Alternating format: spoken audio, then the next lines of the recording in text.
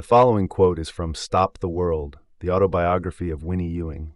This text is from chapter 15, Looking Forwards, Looking Backwards. I find it astonishing that there is not a greater concern about the power of the press.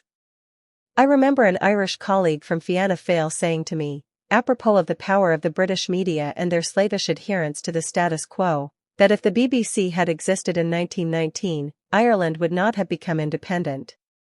Often the Scots seem almost brainwashed by the media messages which constantly tell us that we cannot afford to be independent and that we are a poor, backward country, quite unfit to make our way in the world. It is a democratic outrage that not a single newspaper in Scotland supports, or is even moderately neutral about, independence and the SNP. Almost a third of Scots choose a non-unionist party, yet the press and media are entirely unionist. This situation is made even more problematic because of the Scots' fondness for reading and consuming news.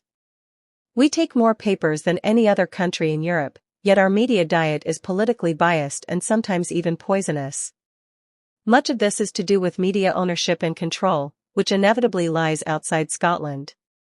But it is also to do with the cosy culture of cronyism, in which Labour in Scotland often gets an easy ride in return for easy stories supplied to willing journalists, in which easy assumptions about the status quo are always made.